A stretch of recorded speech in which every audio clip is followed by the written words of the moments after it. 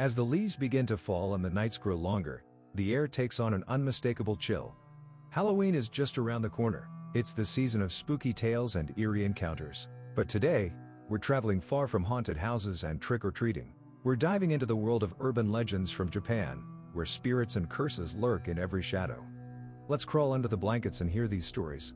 First up is the Teke Teke ghost, a vengeful spirit with no legs, crawling on her hands and elbows. Next, we meet the slit-mouthed woman. If you ever encounter a woman wearing a surgical mask on a dark street, don't be too quick to assume she's just trying to stay safe. And finally, the Okiku doll, a seemingly innocent child's toy, except for one small detail. Once you hear these stories, you might just find yourself looking over your shoulder, wondering if someone or something is watching you. Let's begin. Welcome to Mr. Winter Wonderland channel.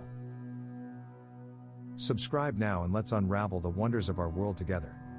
Now, let's get to today's video. The Teke Teke ghost. Picture this, a night so still, the silence rings in your ears as you enter a cold, deserted bathroom. The faint flicker of a dying fluorescent light makes your skin crawl. You take a cautious step toward the stalls, and that's when it hits you, the grating sound of something dragging across the tiled floor. It starts soft, barely a whisper of noise, before growing louder, more desperate. Your heart pounds as you turn toward the source. There, in the dim light, you see her, a woman's body, or what's left of it, scrambling towards you with inhuman speed. Her torso glistens with fresh blood, her hands clawing the ground, nails digging into the tiles with a scraping, relentless force. Her eyes, full of rage, lock onto yours.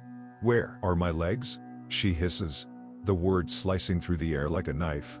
She grips a jagged blade in one hand, and her lips twist into a vengeful grin. This is the Teke Teke, a ghost born of pain and anger, severed in half by the crushing weight of a train.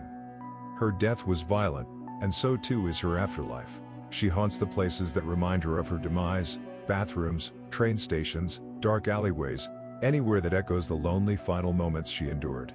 Ask the wrong question, give the wrong answer, and she'll carve you in two, just like she was. The sound of her approach is your only warning before the gruesome end comes. And once you hear it, it's already too late. The slit-mouthed woman. The streets are empty, the night sky heavy with a suffocating darkness as you walk alone. In the distance, a figure appears, a woman, her long hair cascading over her shoulders, a face mask concealing her features. Something about her makes your stomach twist, but you can't quite place it. She steps closer, her voice soft but commanding. "Am I beautiful?" she asks, her words innocent yet dripping with menace. This is Kuchisaki Onna, the slit-mouthed woman. At first glance, she seems ordinary, maybe even beautiful, but her mask hides a horrific secret. If you answer her question, you seal your fate. Say no, and she will kill you instantly, her scissors flashing in the moonlight as they slice through your flesh. Say yes, and she reveals her true form, pulling down her mask to show a grotesque smile carved from ear to ear. Her skin is torn and twisted, the raw edges of her wound gleaming wet in the dim light. She asks again, her grin widening. Say no this time, and death will be quick. But say yes again, and she will make sure you match her terrible smile, her scissors cutting deep into your flesh until your face is as ruined as hers. The only way to escape is to answer with something unexpected. "You look average," you might say, hoping it confuses her long enough for you to flee. Her origin is as dark as her appearance: betrayal, jealousy, violence, but what remains is her insatiable hunger for validation, and her terrifying revenge on those who cross her path. The Okiku doll. Among the quiet halls of Monanji Temple, a small, innocuous doll sits on display, yet there is something unsettling about it. The doll, known as Okiku, has a strange aura that makes visitors uneasy. It's said to have belonged to a young girl, her cherished companion. But after the girl's tragic death, her soul found a new home within the doll.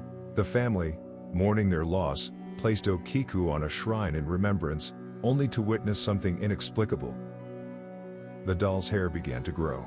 At first, it was subtle, the once short bob slowly extending over time. But soon, the hair became longer, thicker, alive. As the years passed, the doll's hair continued to grow, despite the family's efforts to cut it. Convinced their daughter's restless spirit had taken residence in Okiku, they entrusted the doll to the temple, where it remains to this day. Now, even the priests who tend to the shrine are witnesses to its eerie phenomenon, regularly trimming the doll's hair that always grows back, as if the spirit inside refuses to let go. Visitors come from all over, drawn to the unsettling energy that surrounds the doll. The Okiku doll is a chilling reminder that some things never rest, even in death. And if you ever visit, remember, she's always watching, her hair growing longer with each passing day, as though waiting for something, or someone, to bring her peace. That is all for today. Thank you for watching. Please like and subscribe if you enjoyed today's video. Until next time, take care.